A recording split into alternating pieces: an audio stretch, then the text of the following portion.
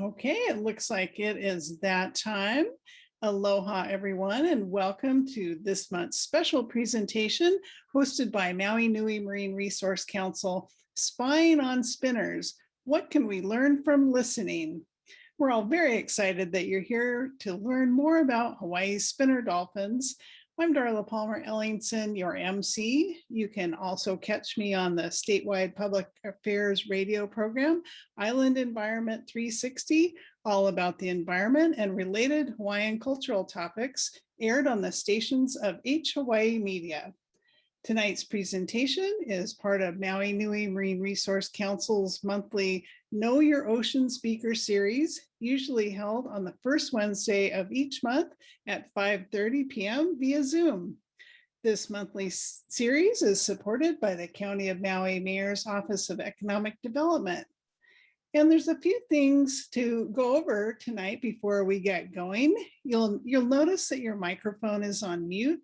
Please keep it on mute during the presentation to avoid distractions. We invite you to submit questions by using the Q&A button on the lower edge of your screen. And sometimes you have to mouse over the screen to see that Q&A menu pop up, but we'll leave time at the end of the presentation to answer your questions. Excuse me. And now it's my pleasure to introduce you to our presenter.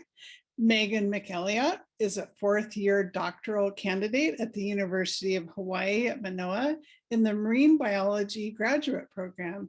Her master's thesis, titled Investigating Spinner Dolphins, Occurrence and Acoustic Activity in the Maui Nui Region, was recently published in Frontiers in Marine Science. McElligott's research was one of the studies examined by NOAA Fisheries leading up to their new rule finalized on September 28, 2021, that prohibits spinning with, approaching, or remaining within 50 yards of Hawaiian spinner dolphins. Please join me in welcoming Megan McElligott to the Zoom stage. Hi, Megan. Hi, thanks for having me. Well, thank you for joining us. And with that, Megan, I'm going to let you take it away. We're so excited to hear about spinner dolphins because who doesn't love spinner dolphins?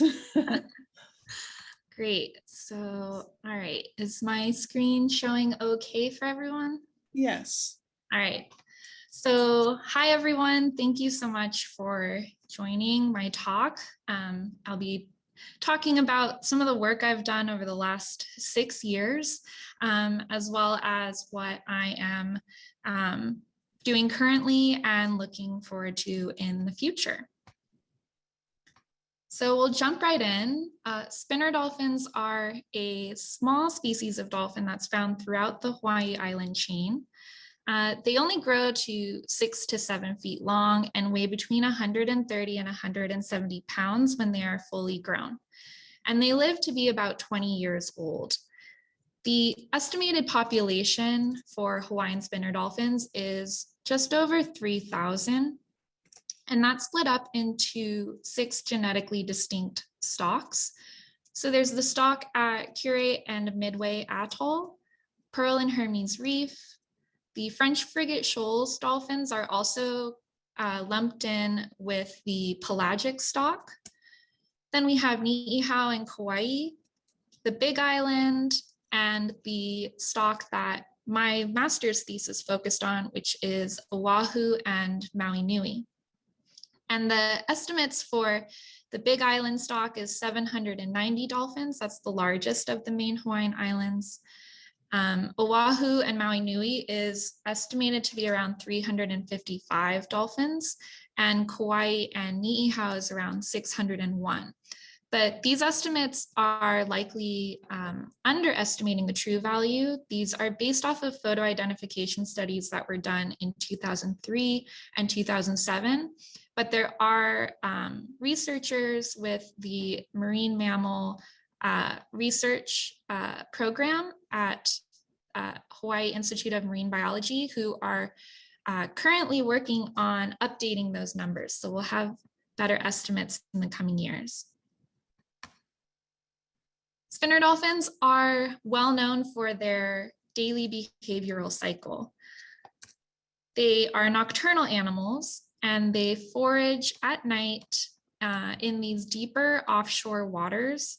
And they forage on the mesopelagic boundary layer. So this is a community of species that reside in the mesopelagic zone, which is between 200 and 1,000 meters depth.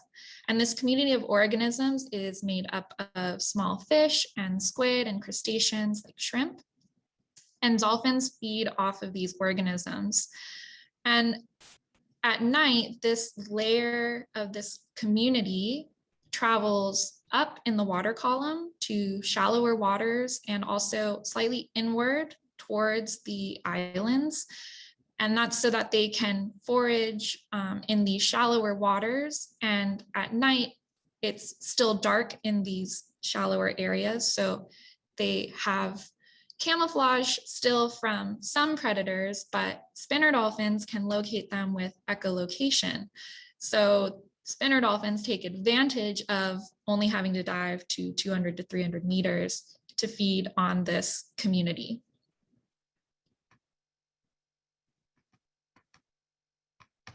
Sorry about that.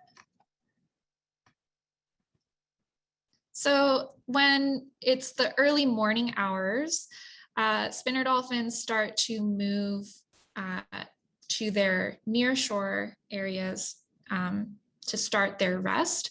But during this transition, they have a big increase in aerial activity and zigzag swimming, which is when they travel towards their resting areas and then switch direction back towards their foraging grounds and repeat that frequently. And then they settle into smaller groups of dolphins and will find a shallow resting bay. They prefer light sandy bottoms and clear visibility in the bays. And that's because they're decreasing their acoustic activity, but so they need to rely more on their vision in order to watch for predators such as tiger sharks. And a majority of their rest occurs between 10 a.m. and 2 p.m.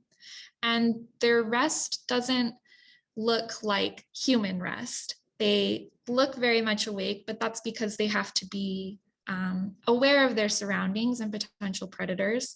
And they'll continue moving, but you'll see their groups are in a tight formation and they dive in synchrony with each other. And it's a very regular sort of time spent at the surface and then down into a dive that lasts longer than 3 minutes at a time.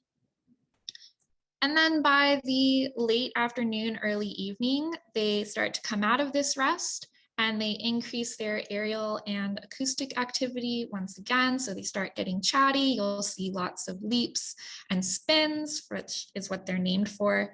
And they aggregate back into these large groups and head back offshore to repeat the cycle. And because they are so regular and predictable in their behavior of coming to these beautiful protected bays, they are particularly vulnerable to disturbance from human activities. And there have been multiple studies that have shown that these types of disturbance can reduce their rest and also displace them from ideal resting habitats. This has also been seen in other species of dolphins, such as the bottlenose dolphin in Shark Bay, Australia. And that showed that an increase in dolphin tour vessels decreased the abundance of bottlenose dolphins. And another study that was conducted off of Makua Beach on the west coast of Oahu showed a similar pattern where there was a decrease or delay in rest in Hawaiian spinner dolphins that coincided with more human swimmers and vessels present in the bay. And in response to those concerns, there's been recent regulations implemented that specify a 50-yard swim width and approach limit for people and vessels with spinner dolphins.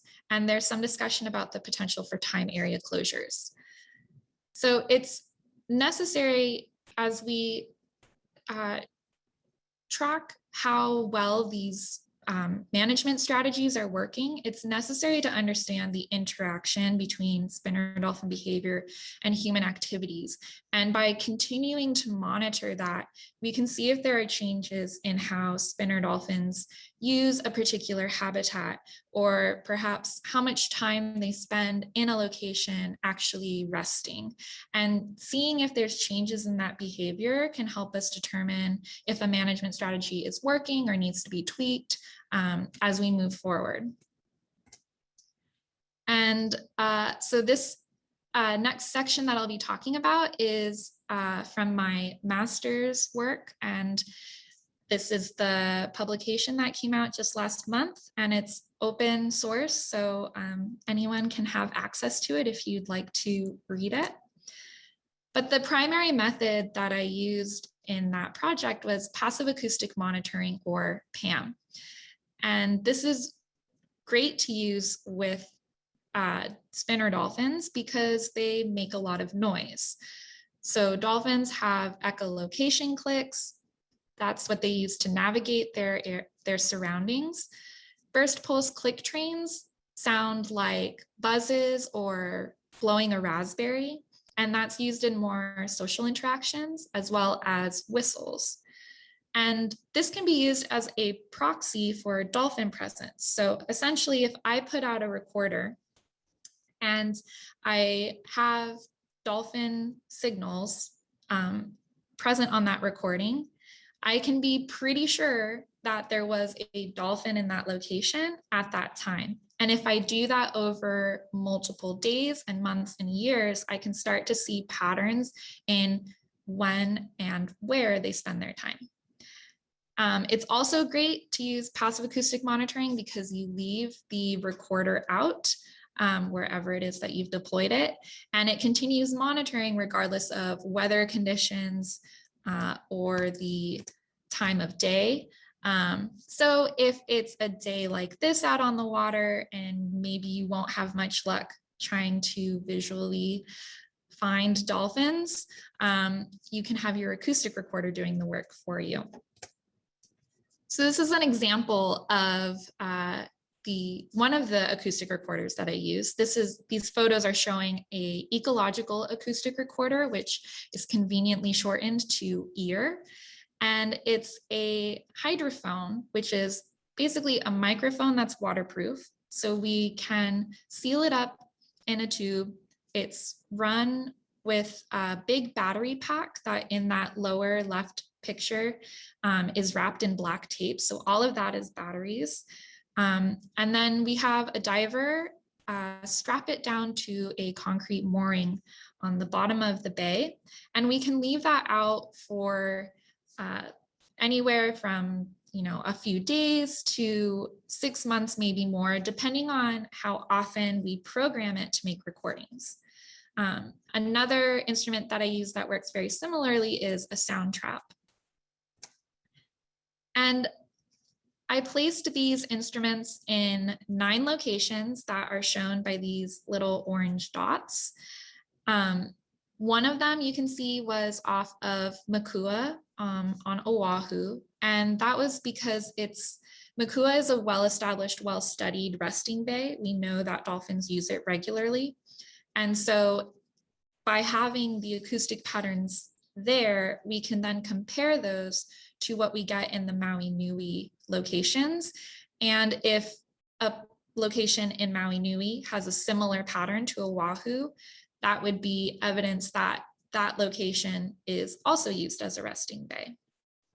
And 3 of the locations in Maui Nui were had 2 separate deployments. So those are the names that have 2 numbers next to them, like Maui 2/3. Those had a deployment in the summer and also a deployment in the winter. And I had my recorders out for 2 months in each location, and they made 30-second recordings every 5 minutes. So once I collected those and downloaded all of the data, I had about 191,808 recordings, not about, that's an exact number. I was very aware of how many recordings I needed to go through. And to do that, I used what's called a spectrogram, which is what you're looking at now. So a spectrogram just visualizes a recording of sound. So along the bottom, we have time from 0 seconds to 10 seconds. And then along the y-axis vertically, we have the frequency of the sounds. So if you're looking at a sound, or right now it maybe just looks like a shape to you, if you're looking at one of these lines that's at the very top of this image, those are going to be very high-pitched noises. And likewise, on the bottom of the screen, those sounds are going to be very low-pitched noises. And then the color is telling you essentially how loud the sound is. So that first little wiggly line that comes in on the left, that's bright red, is a very loud dolphin whistle. And I've shown, there's actually an example of each of the Spinner Dolphin acoustics in this file. These fine vertical lines are clicks. They actually have a lot more of the sound up in higher frequencies that are beyond this chart. But that's also beyond human hearing. So our hearing cuts off right around the 20 kilohertz line. So a lot of the sound that dolphins are making is out of our range. And that's yet another reason why having a spectrogram is so useful, because I can see sounds that I can't hear. We also have these sort of thicker lines. Those are burst pulses. Those are those buzzes, and they're like many, many clicks made so quickly together that to our ears, they sound like one chunk of sound. And then all these little wiggly lines are whistles. And so I'll play this recording, and it's pretty faint. You'll mostly probably be able to hear the whistles, but we'll see if this works.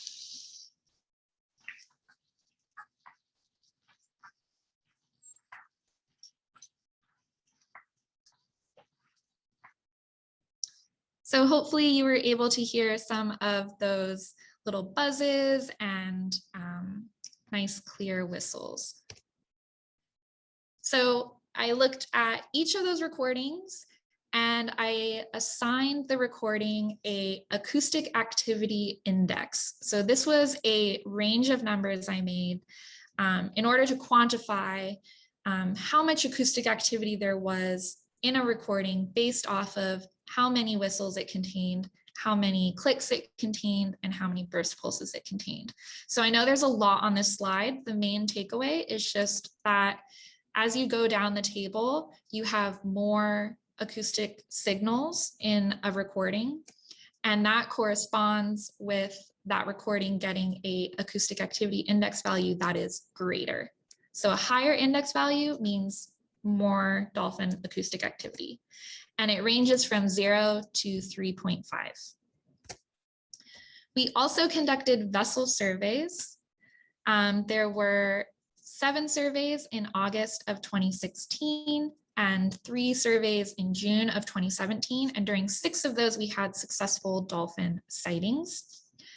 And when we would see a group of spinner dolphins, we would travel at a distance so we didn't impact their behavior, but we would record their group size, location, and their behavior every 15 minutes. So was there a question that I should answer before I jump into the results, or? Yeah, we've had a couple of questions that have come in. So Trisha asked, how do you know the lines are spinner dolphins and not another species of dolphins or whales? Do they all utilize different hertz?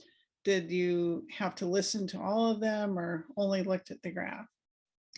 Yeah, that's a great question. So there's a combination of other evidence that we gather to be as certain as we can that those are spinner dolphin signals. There are some softwares that we can use to check. And and those would compare it to a library of sounds of different species. So they would, if we were to use the software, we would know that it was a spinner dolphin or a spotted dolphin. They're similar sizes, so their signals aren't that different. But the way that I trained myself was I looked at examples of different sounds from data sets that we had in the past and learned what the different shapes are as a sound. If I'm ever unsure, I can play the recording and double check.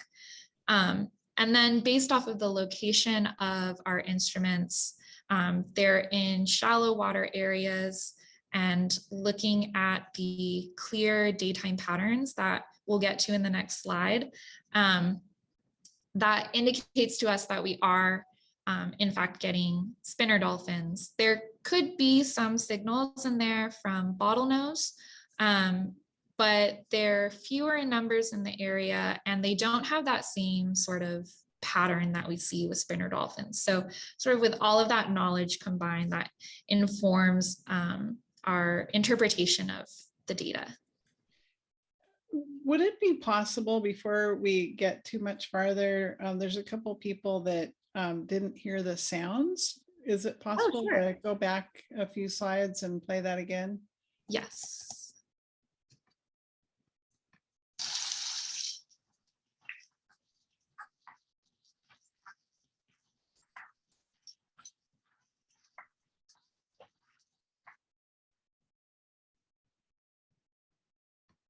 Well, I definitely heard it.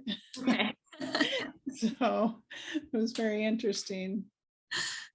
Thank you. Sure. All right, so looking at the results from all of these recordings, here I have the mean hourly acoustic activity index. So the way that you can interpret this is, in this 2-month period that I had deployments in each of these locations, at any given hour, this is the average level of acoustic activity.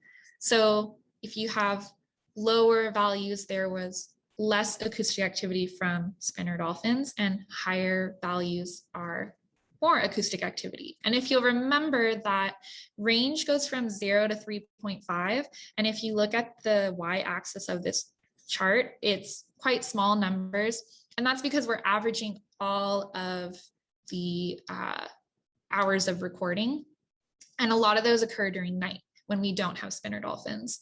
And also, if a location just isn't frequented by the dolphins, it will also have a relatively low amount. But this just allows us to compare the deployment locations amongst each other within this study. So we can see the standout is Oahu, not surprising. That's our well-established resting bay that we expect to see. And then if we look at the Maui Nui locations, Lanai 1 was in Mānele Bay on the south shore of Lanai. Channel 2 was in the middle of the ʻAuʻau channel, and that was a summer deployment. And then Maui 1 is in Honolua. So those three had the most acoustic activity in their recordings among the Maui Nui sites. This is the same information, but now we're looking at the diel patterns, or how the acoustic activity in these different locations changes throughout the day on average. So the x-axis is hour of day, where 0 is midnight and 23 is 11 p.m. And so again, we have a big spike from Oahu, where we have this really nice, clear bimodal pattern, which means that we just have these two peaks. So our first peak occurs in the morning around 8 to 9 a.m. And that's when the dolphins are coming into the bay from their foraging behavior. And then that dip in the middle is when they are resting. And that secondary peak in the afternoon is when they come out of their rest and they start to move back offshore to continue foraging. So we can see we don't have quite as clear a pattern in our Maui Nui sites, which shows there's sort of using that area differently than they do Oahu. But we can see that Lanai 1, again, that Mānele Bay location, has acoustic activity throughout the day. And then below that, sort of that light orange is Maui 1, that's Honolua Bay. That has a clear peak in the morning hours. And again, as I said, these locations, we had deployments in both the summer and the winter. So here, winter is the blue bar and summer is the orange bar. And we compared what the mean acoustic activity was per hour in these locations in summer versus winter. And it's pretty clear, especially in the channel, that there was more dolphin acoustic activity in the summer than the winter. And we don't know why that is, but thinking about Maui Nui in the winter, it's full of humpback whales. So maybe the spinner dolphins are quieter while the whales are there and singing, or perhaps they're avoiding the area altogether. Or it could be something completely different. Maybe there's a seasonal change with their prey movement, so they use the area differently. But that would require more research to really get to the bottom of that. These are the tracks from our vessel surveys. The start of each track is represented by the little circle that is half white, half black, and the end point is represented by a fully black circle. And most of our sightings began on the west coast of Maui and ended either in the channel or as the dolphins were taking off past Lanai in the early afternoon to go to their foraging grounds. And these surveys allowed us to see sort of how the dolphins were moving through this channel, but also we were able to observe that they were in fact showing resting behavior within the channel as well. So not just in a protected bay like we see in like the Big Island or Oahu. So the main conclusions from that work was that spinner dolphins in Maui Nui use Mānele Bay and Honolua Bay regularly for rest. The resting behaviors also occur in the ʻAuʻau channel, and this 50-yard approach rule is a good option in this case because it can provide protection over a large area. Something like a time area closure could work in a particular bay, but time area closure where you're closing off an area from human use for a particular time of day, that wouldn't be feasible in the ʻAuʻau channel. So having a buffer of space between people and the dolphins can be really effective here. Currently, I am continuing my acoustic recordings. I have recorders in Mānele and Honolua. With the addition of Hulapoe, I have 2 recorders off of Big Island, and I'm continuing my recorders on Oahu. And I'm really excited to be working with a great collaboration of groups, the Nature Conservancy, Hawaiian Islands Humpback Whale and National Marine Sanctuary, DAR, Oceanwide Science Institute, the Hawaii Association for Marine Education and Research, and Pulama Lanai. And this project is continuing acoustic monitoring, but also bringing in community-based shore-based surveys of the dolphins, looking at the number of dolphins, human swimmers, and vessels in these bays around Lanai and also Honolua. And I conducted my own shore-based surveys in Makua on Oahu, and these were done last year during the summer and again this summer. And these allow me to ground truth my acoustic data. So it's another layer of confidence in the fact that our acoustic recordings are in fact spinner dolphins, because I can look at these shore surveys when I have visual confirmation of spinner dolphins being present, and then compare it to my recordings that are happening at the same time and see if they match up. So 2020 had some other events occur.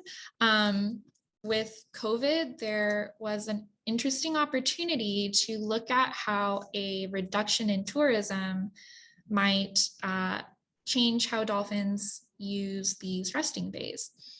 So I won't go through all of the changes in commercial boating activities, but there was a ban on commercial boating that started on March 18th of 2020. And it varied in the number of people that were allowed on vessels. August 27th, we had the stay-at-home order. And then September 30th, vessels were allowed to have a quarter of their capacity. And then June 17th of 2021, there were no limits on carrying capacity for commercial boating activities. And on top of all that, there is a study by Carrie Danil that was published in 2005, where she took surveys also in Makua in 1995.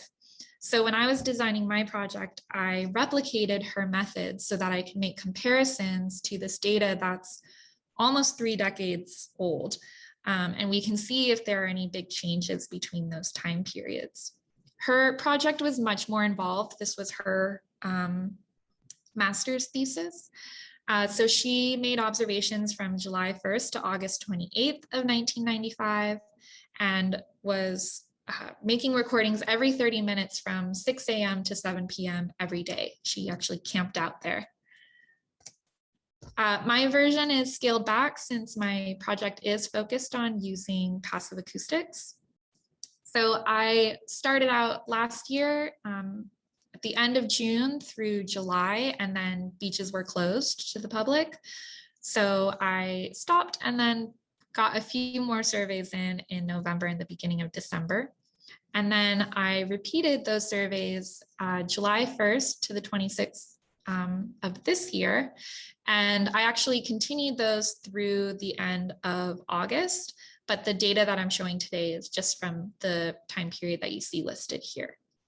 And for each week within those time periods, I randomly selected 2 weekdays and 1 weekend day to do my surveys. And I just wanted to point out that in this map, you can see the observation site is on shore, and then the little yellow marker is where my acoustic recorder is. So here's a nice picture of some of my volunteers who helped me collect this data, and a very shaky video that I took through my binoculars. But this is just to show a typical morning in Makua. You can see the dolphin pod moving through there, and it's there's nice aerial behavior there. And it's sort of going through a sea of people. So we have a lot of people coming from shore. They've got boogie boards. You'll see there's some boats, snorkelers, there's paddle boards, kayaks, and everyone is pretty much heading towards the dolphins. So we would be making these scans from 8 a.m. to 2 p.m. Every 30 minutes and record the number of dolphins, the number of vessels, and the number of human swimmers.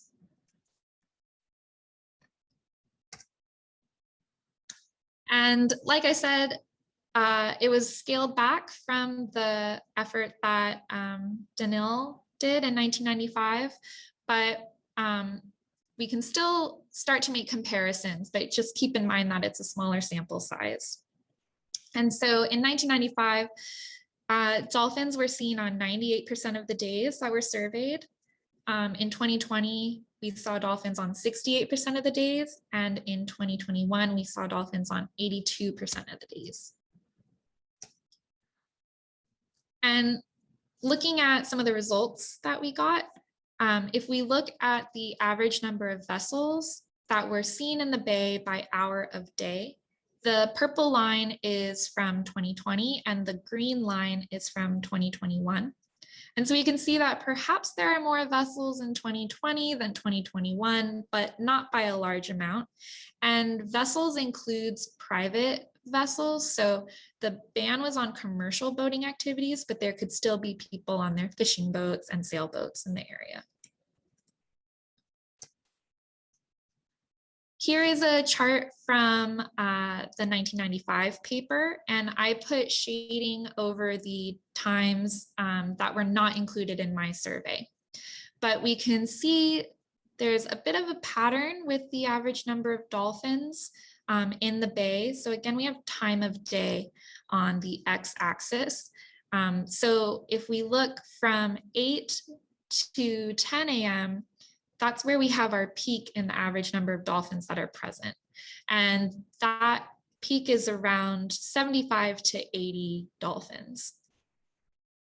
So if we look at our 2020 and 2021 data, we see at least in 2021, there's a similar pattern of having a peak between 8 a.m. and 10 a.m. But the overall numbers are lower. So the peak in 2021 is around 30 dolphins versus the 75 that we saw in the previous chart. And then in 2020, we have fewer dolphins, and the peak occurred a bit later between 10 and 11. Looking at human swimmers, I now have the two study periods side by side.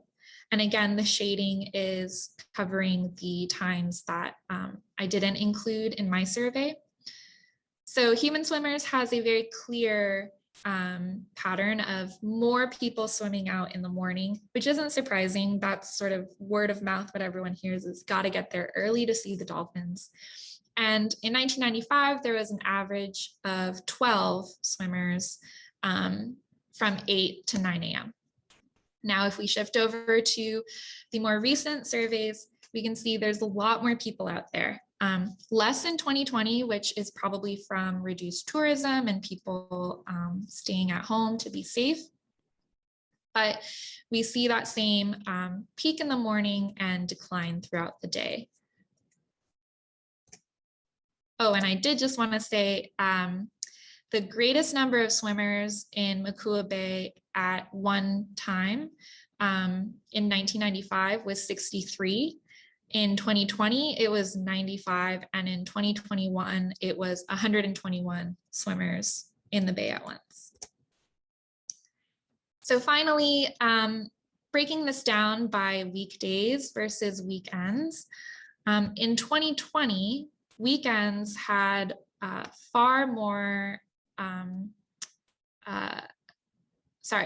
weekends had more human swimmers, which is indicated by the orange bar, than weekdays.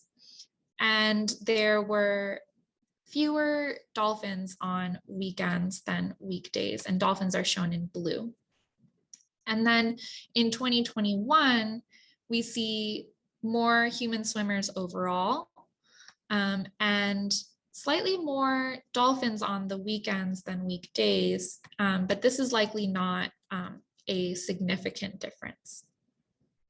It's also important to keep in mind that people tend to leave the bay when there are no dolphins and stay when there are, and dolphins may not leave to avoid people if doing so would be more taxing than staying in the bay.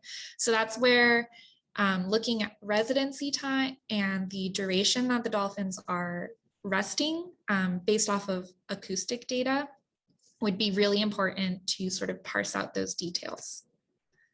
So moving forward, I'm continuing my data collection. I'll add to my shore surveys off of Oahu and then compare it to this larger concurrent underwater acoustic data set and look again at that acoustic occurrence of spinner dolphins within resting bays, see their residence time, how much time are they spending in each bay, when are they arriving and leaving, and also acoustics picks up vessel noise, so I can see if that's changed over time. So if you want to stay updated on my work, you can follow me on Twitter at @MeganM_MCE. And I just like to acknowledge the amazing people who have helped me with all of this work, as well as sources of funding to support this research and my references. Well, that was awesome, Megan. Thank you so much for that. And we did have quite a few questions come in. So, and I'm going to ask you something that kind of came up for me while you were talking. Boats on their way out to charter and coming back, often you see spinner dolphins jumping the wake. And now I've learned from you that it's because of the time of day, that early morning and afternoon time, when they're traveling back and forth. So is it kind of the same type of rules as it is for turtles where, if the dolphin approaches the boat, then that's not really impacting them as if, the boat were to approach them. Did I say that right? Yeah, exactly. So that's written into the rule. There are exceptions. So if dolphins approach you, you don't need to swerve your boat off course or scramble to get away. They do ask that you try and remove yourself. If you can, you should certainly try to slow down your vessel so that you don't, have any sort of impact. And it's just to be mindful of the disturbance you might have. So if you have to go a certain direction in a channel and there's dolphins bow riding, that's okay. You can continue your navigation. But if you can, you want to try and just give them their space. And they are curious. So sometimes you'll have a pod that's resting and there might be younger males that come around and check you out, or they might be giving you signals that they want you to back off. A lot of times those signals look like play, like if they're swimming around you quickly. Yeah, it's not like you have to immediately scramble to get away. Yeah. Okay, great.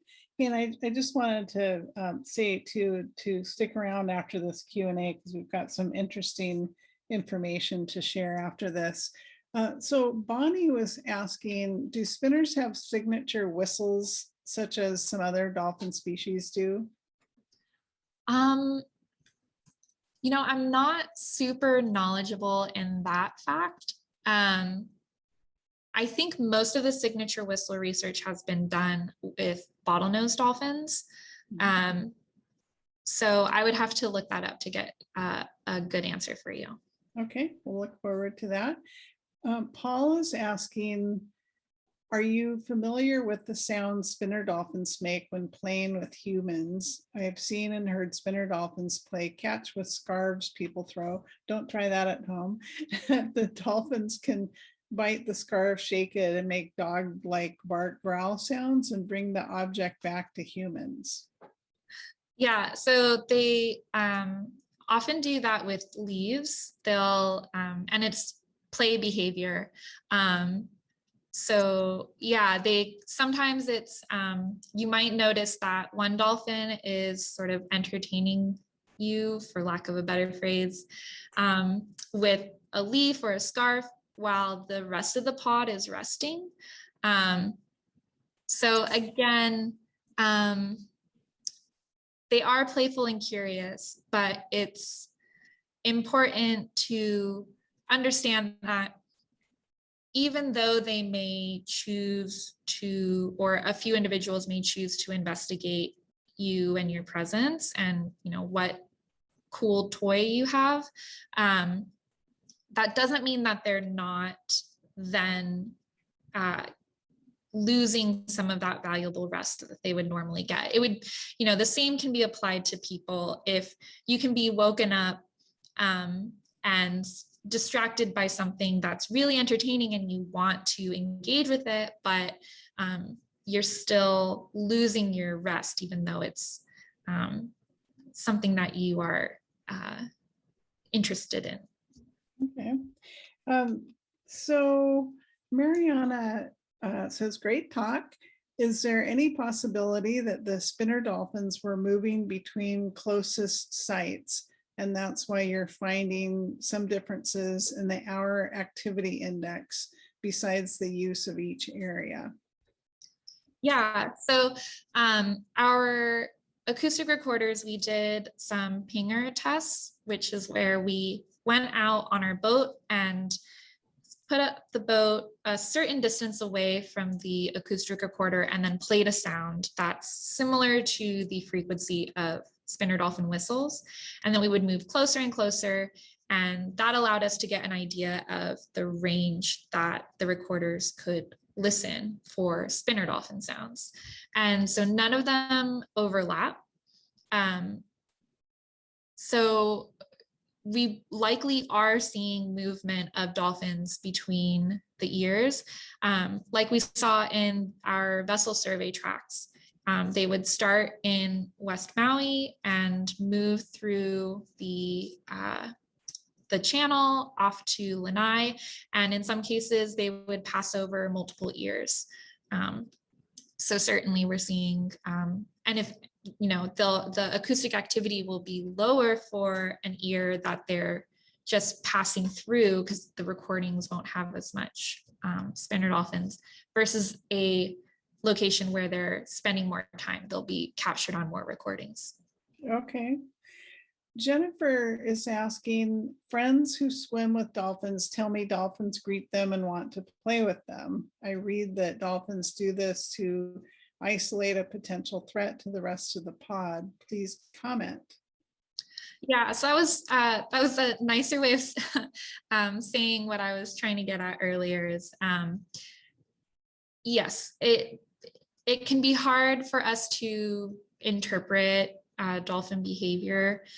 So things that might seem like a greeting are more so trying to figure out if they need to be concerned about your presence and maybe keep you away from the rest of the pod while they continue resting.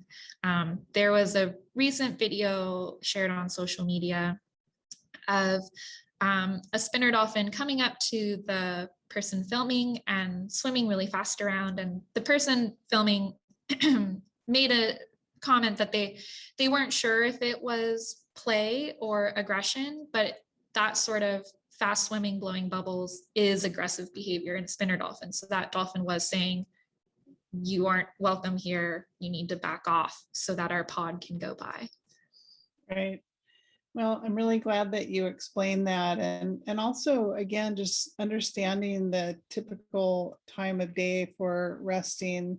I'm feeling guilty from, about 25 years ago when we used to camp a lot on Lanai at Mānele Bay, and there was dolphins in the water. And now I know that was their resting period. I feel really bad about that. So it's a good education lesson here. Yeah. We have another question. Is it fair to say that by looking at the data, that a reduction in commercial boating did not affect the spinner dolphin activity? It almost seemed like there was less activity in the resting areas in 2020. Sorry, maybe I misunderstood that, but could you give an opinion? Yeah, so I think that's referring to the shore-based surveys. And yes, that was interesting because we see when they're in 2020, when tourism was reduced, it looks like there are fewer dolphins versus 2021 when tourism is back up. So that's what I was saying is kind of difficult to parse out because it's, your initial thinking, or at least my initial thinking was, if we have spinner dolphins in a location and there a bunch of people come out and they're disturbed, the dolphins will leave. So we'd see more people and fewer dolphins. But that's not actually how it works. It also goes the other way, where if the dolphins leave, the people leave. So they kind of coincide as well. And that's where adding the layer of acoustic data to see if they're resting, if they're maybe coming in earlier or leaving the bay earlier based off of their acoustic presence, that would help sort of see if we can figure that out. But that's one thing that's difficult with science, is there's all these variables that we can't control. So we have to consider those carefully. Interesting. I think you answered this, but Michelle wants to know, why do spinner dolphins jump the wake of boats? Oh, yeah. Well, bow riding is probably fun. It's play, and a lot of animals play. So they can glide off of the pressure wave and jump around. And yeah, that's, I think it's purely just for fun. Sure, it does look enjoyable. Manuel is asking, aloha Megan, why was, and I'm going to try this, my best pronunciation here. Uh-oh, I think the question just disappeared. Hold on, sorry about that. There you are. Why was Keone ʻAuʻau, I hope I pronounced that right, on Maui not studied acoustically, given that it is being considered for time restrictions? Yes, so I apologize. I think you're talking about La Perouse, and I should know the Hawaiian name for that area. We had a recorder out there in the beginning of my project, and it disappeared. It's probably buried from high swell. So it was purely from being limited in the number of recorders we had and the materials that I had. But certainly if time area closures were to be implemented there, you'd want to have some sort of monitoring program in place so that you could see if it's affected, if there are any changes in how dolphins use that area. Okay, great. Kind of jumping back to the previous question, this is actually a comment from Mike, but if you don't mind, I'm gonna read it because I think it's important. Nai'e, again, please excuse me if I mispronounce the Hawaiian name for dolphin, is a form of kanaloa, a playful form. This does not mean we as humans are free to engage with Nai'e. Mahalo Megan, Konohiki forbid this interaction. We all need to remember this is Hawaii and be respectful of host cultural practices, and mahalo again. So thank you, Mike, for that comment. And yeah, so let me skim down here.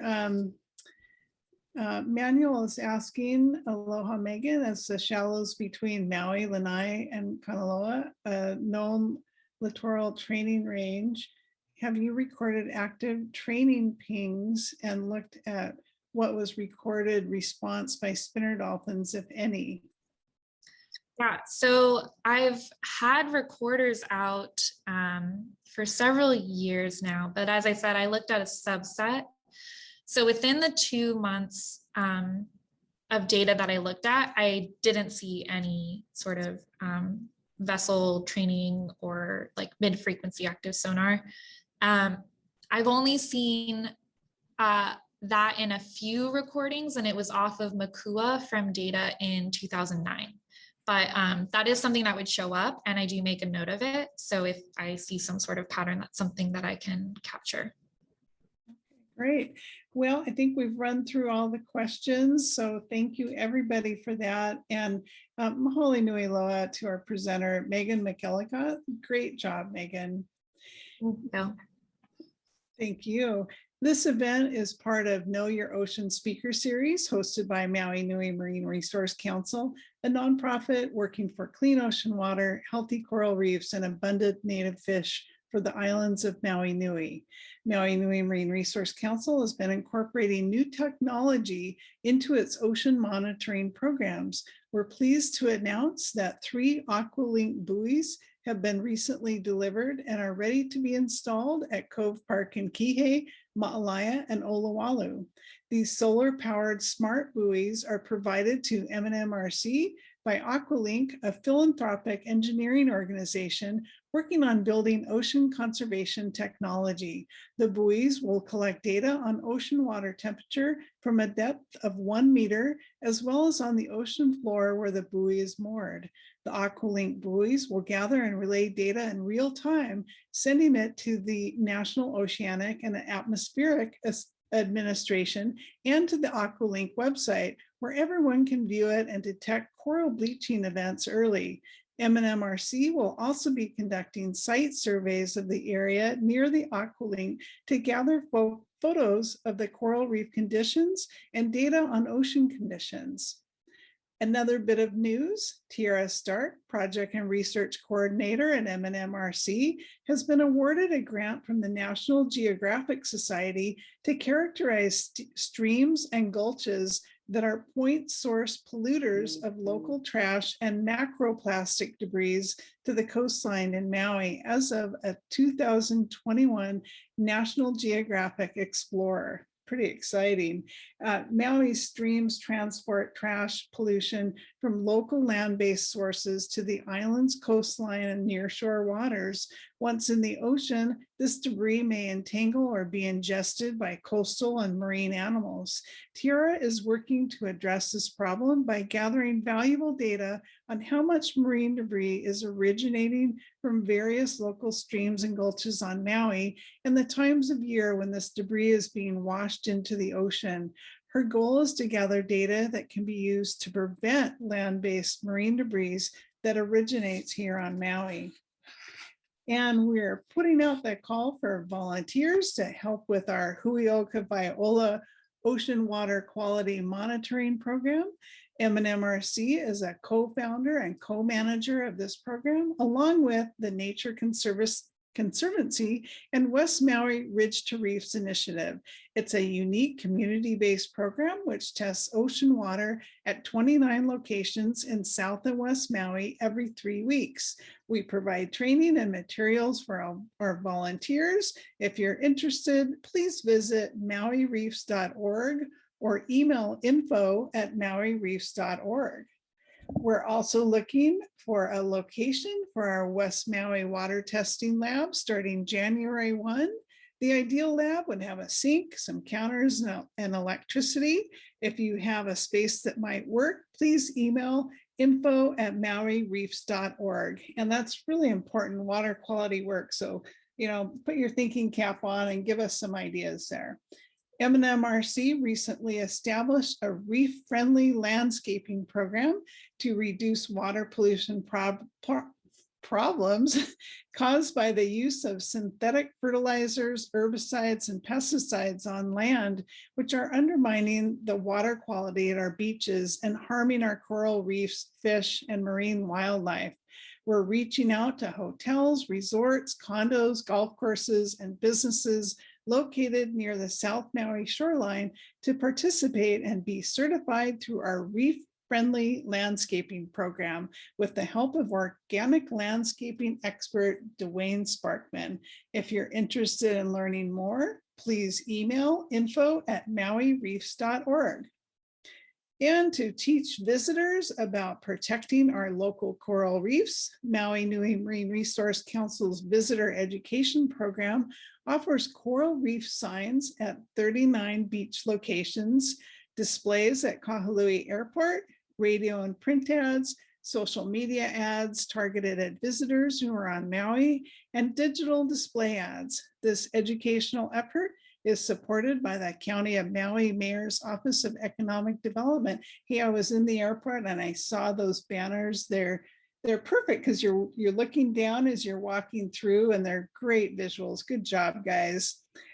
And Maalaea is one of Maui's impaired ocean water quality sites, suffering mostly from excessive sediment, which harms corals' ability to feed themselves and reproduce.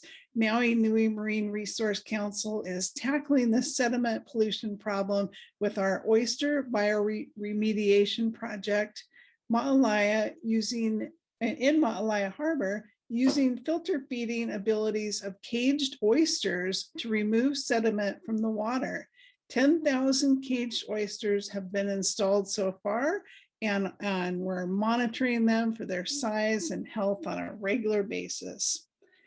And, we ask you to support these coral reef conservation programs. This is one darn hardworking nonprofit.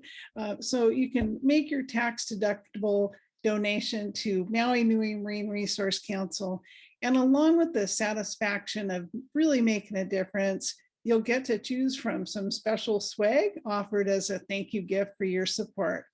To donate, visit mauireefs.org. You can view and share this presentation on Facebook. It's at facebook.com/Maui Reefs. You can also view this and past presentations on YouTube on Maui Nui Marine Resource Council's channel at Maui Reefs. And again, thanks to the County of Maui Office of Economic Development, our sponsors and supporters like you who are making so much good work possible for our coral reefs. You can catch a condensed version of M&M-Marcy's Know Your Ocean Speaker series on Island Environment 360 Radio on all Hawaii media radio stations statewide.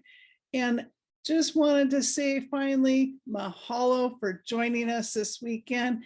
Be well, take good care of yourself and each other in this beautiful island of Maui. Have a good evening. Hui ho.